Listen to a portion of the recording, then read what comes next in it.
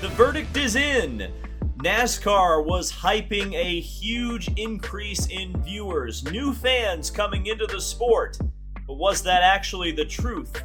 We now have the numbers to back it up, and NASCAR's championship finale at Phoenix International Raceway has flatlined and in fact dipped a little bit in the TV ratings. So this video will be a bit of an autopsy, talking about exactly why the Hail Melon hype didn't exactly live up to expectations when talking about new viewers. What does this mean for NASCAR? We'll talk about all of this in this video, but first, subscribe down below. Go down there, hit the subscribe button, because I think this is a pretty good place for motorsport content on YouTube. And while you're down there, hit the like button as well. And leave me a comment what you think.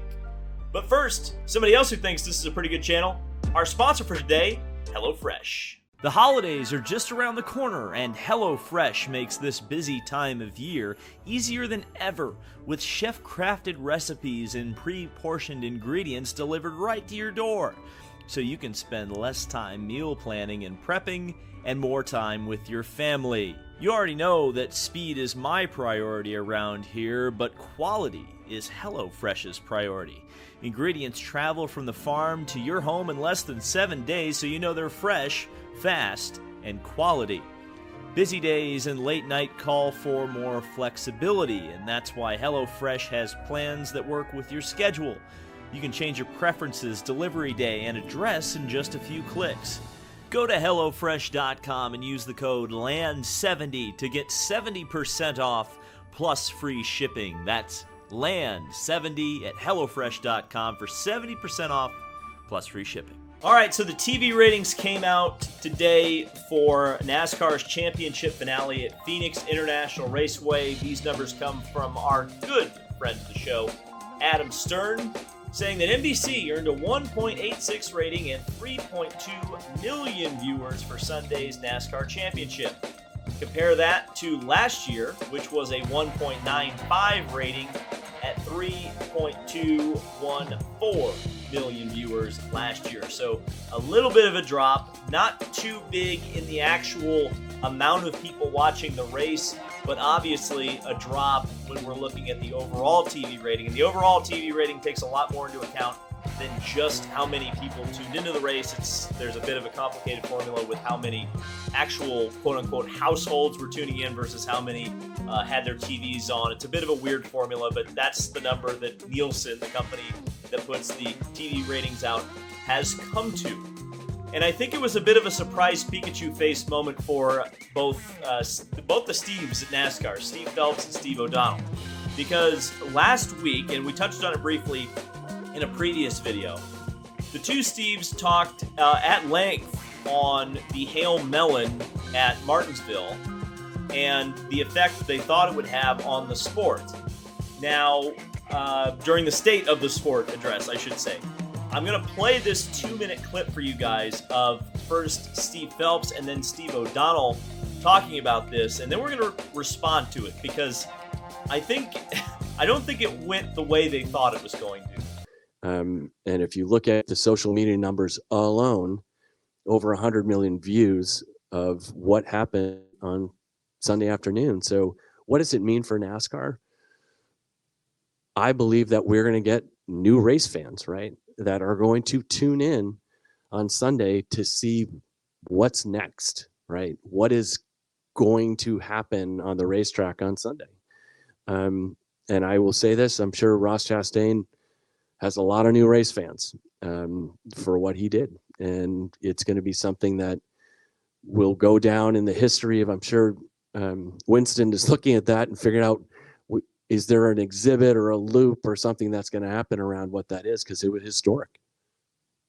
I think, Claire, it's also important to talk about it's a little bit of product of our format, which doesn't get talked about, I think, enough. And it's a really unique part of NASCAR that's allowing for this. Sure, there's some challenges, right? And it raises some questions about certain moves, but it brings so much intensity, not only to each and every cutoff race, but each and every round. And I think the objective of this was to make sure that when we go to that second race of the season, winning matters, winning stages matters. Where are you at in points? And you're seeing it each and every race. No way that move happens in our history without the format that we have. And that's a good thing. And that's really neat to see. And we got to continue to work now with the race teams in the off season.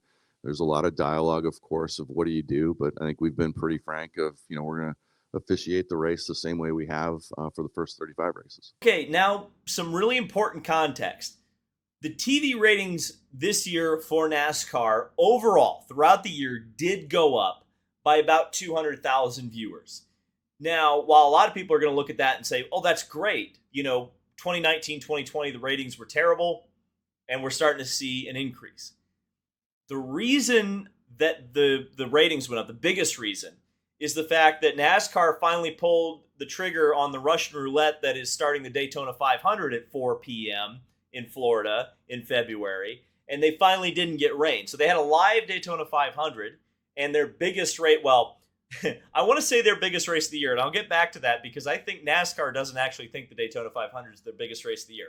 But in terms of TV ratings, or TV ratings wise, the Daytona 500 is NASCAR's biggest race, and therefore, when it actually runs on time for the first time in 4 or 5 years, yeah, you're going to see a TV ratings increase. What will be interesting is if the Daytona 500 doesn't get delayed again next year, what the TV ratings are going to do. So let's talk a little bit about the Steves, because I think that they were absolutely convinced. I think a lot of NASCAR fans, and nothing against the fans for thinking this, because quite frankly, I think it was very easy to get into the Hail Melon hype, thought that the Hail Melon was going to increase the viewership exponentially. At the very least, there was going to be 1 million more people tuning in to see what would happen next with Ross Chastain. And if there were 1 million, now here's the really scary thing. Think about this. If there were 1 million more people that tuned into NASCAR to watch, to see if the Hail Melon happened again, that means there was 1 million people who tuned out versus last year.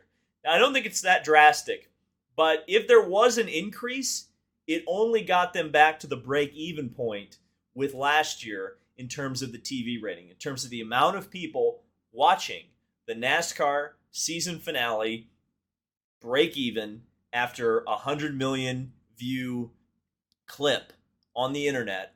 Everybody was talking about it. Everybody in the sports world, it seemed like, was talking about it. The new coach of the glue factory I saw, Jeff Saturday, posted about it. So when you got guys from that far outside of the sport talking about it, yes, it was an impact moment. It was a big deal. It was mainstream. But it clearly did not translate to the actual TV rating for the NASCAR Championship finale.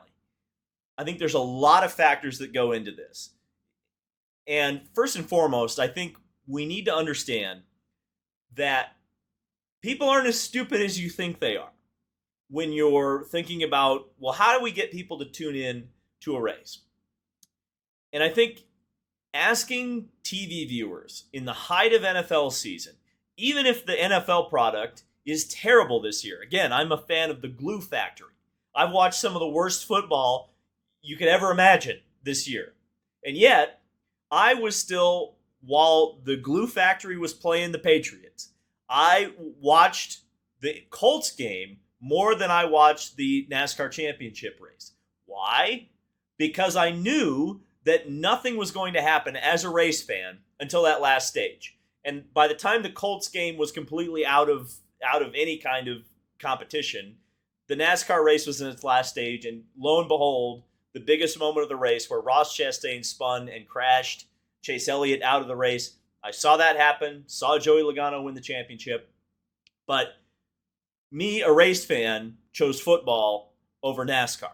So you have casual fans are almost always going to choose NFL.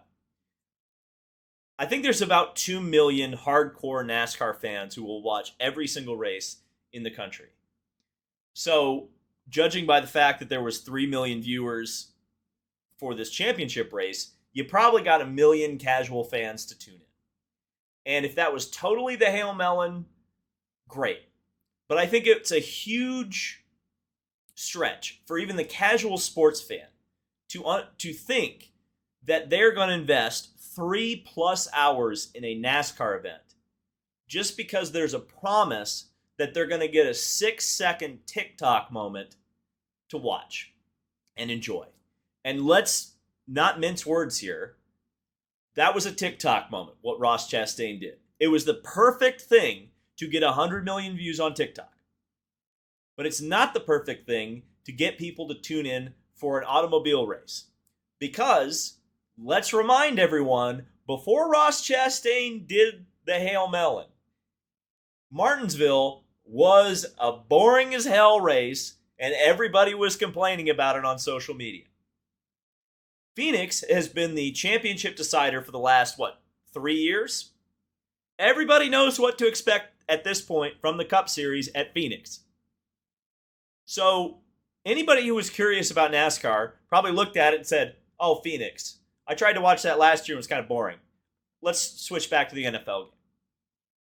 So, expecting that this was ever going to be a huge rating boost, I think was a bit optimistic on NASCAR's side. And when we're talking about the big races, I think, judging by what Phelps and O'Donnell said at the State of the Sport, I think they think that the championship race, and maybe it is, but I think they think the championship race is really bigger than the Daytona 500. I would almost say in terms of the totem pole of the races that they actually want to get right, Daytona's probably like 4th. I think you got the championship race. I think you got the Clash in LA. And I think you're going to have the Chicago Street Race all ahead of the Daytona 500.